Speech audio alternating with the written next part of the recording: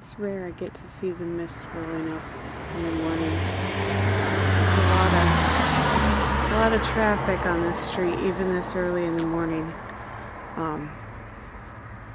I'm just hanging out at the museum quick because I'm gonna be here later, and I'm gonna help. There's no air conditioning in here, so I'm helping naturally cool the building in the early morning, and then I'm gonna go back home and maybe take a nap before I start my day. But yeah, it's beautiful. Really,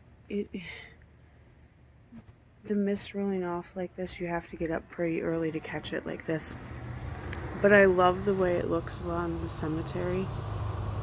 And when in the winter time, when the snow is melting and everything's evaporating into the sky, the cemetery looks really cool in the mist. And I've taken some great pictures of that. People think it's creepy, but I think it's wonderful because it's like you can literally see the mist coming off gravestones sometimes, and that's a really cool effect, especially if you write anything about ghosts and stuff. They're a lot easier to it's a lot easier to see things at dusk and dawn, honestly, and during the night. That's why we do the cemetery tour for the Colonial Cemetery at night, and we don't always call it a ghost tour, but honestly, like, if they walk amongst us, they walk amongst us, like there's a reason we do it at night, and what people see, they see, because we're downtown, friends, and this downtown has existed for a long time. And a lot of these buildings have been here for a very long time, like I'm sitting on the 1892, but who knows, that's when the museum was established, but this was a house before that, so I think maybe 1890-ish it was built. Maybe before that.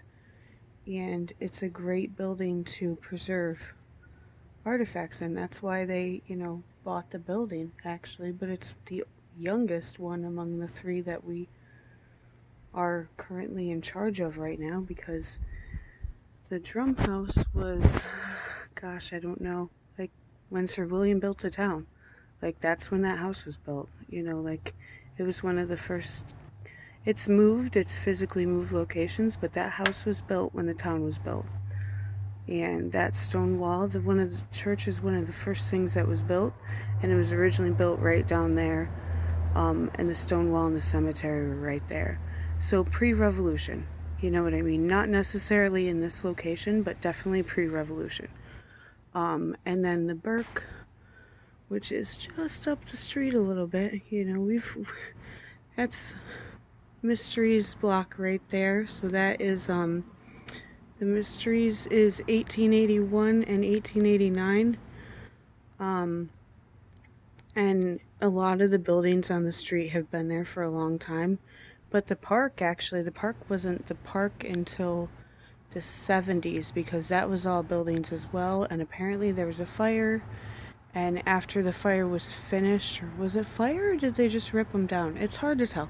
There's a long history of fire destroying things and then things being rebuilt in different places. And but I think some of it was fire, some of it was just the buildings were falling down anyway, so they ripped them down, I think. And because they had been abandoned for whatever reason, and now we have this beautiful park that's been there since I was a child. Because some of my earliest memories are walking through that park with my great-grandmother, and I'm talking like 4 or 5 years old memories of going to the post office and saying hi to the policeman in the information booth, and like really early stuff, you guys, because she lived right on McMartin, and she would babysit me all the time, and we'd walk up here. So yeah, it's personally, for me, I can't remember the park not being there because it existed before I came onto the scene. But people keep telling me, like, don't you remember? And I'm like, no, it's hard to remember something that happened before you were born.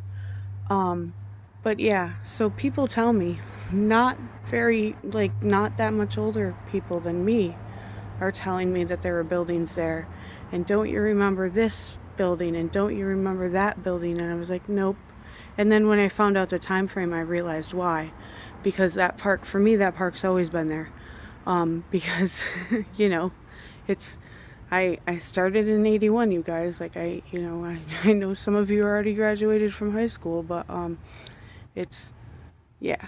So I'm in a weird situation now where I'm like, people don't realize my age at all, and people in the park are calling me teenager, and it's just really creepy. When you're an established manager of a local business and somebody in the park across the street calls you a teenager, it's probably meant to be sweet, but it comes off as downright creepy. Like, or depending on the exact tone, like that I think was meant sweetly, but sometimes it's like the "you're just a kid, what do you know" stuff is really sucks in this town. And I'm glad that, I have people that respect me, even though, they have children that are older than me. And yeah, that's helpful.